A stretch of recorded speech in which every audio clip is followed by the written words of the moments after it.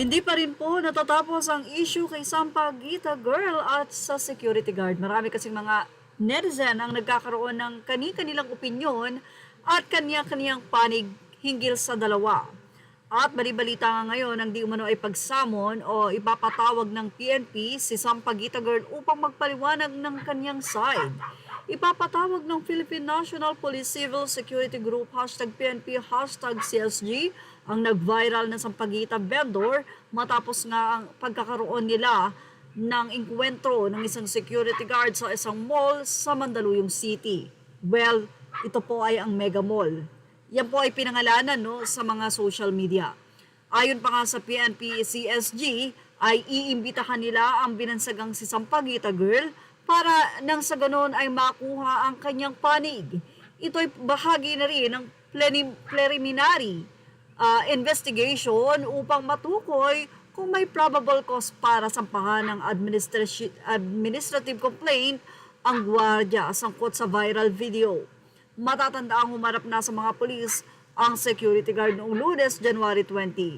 Ito'y nangako siyang magsusumite ng affidavit bago maghuwebes, ngayon, January 23. Samantala, tuloy pa rin ang preliminary evaluation kahit hindi humarap ang babae. Magiging batayan ng PNP CSG ang salaysay ng gwardiya kung sakaling hindi makipagtulungan ng vendor. May posibilidad ding managot ang gwardiya sa paglabag sa private security services industry. Ano kaya ang magiging say ng mga netizen dito? Ilang netizen naman ang tila umalma dahil 22 years old na ang babaeng ito at nagpapanggap na estudyante na suot-suot ang nasabi nga pong high school uniform o high school ba yan o elementary.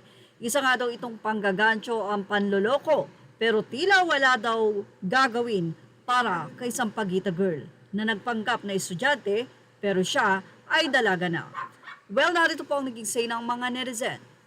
Ilang mga netizen din ang nagsabi at nasumbatan ang mga magulang ng mga batang ito. Narito ang kanilang naging pahayag.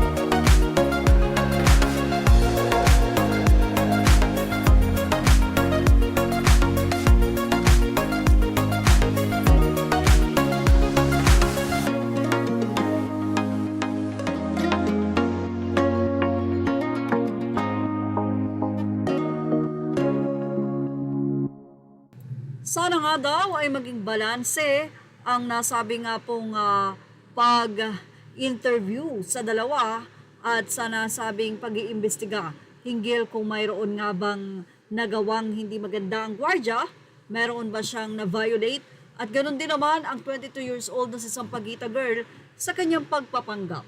Yan ang ating Showbiz Snap update. Thank you for watching. Images are all credit to the rightful owner. Please like, share, and subscribe.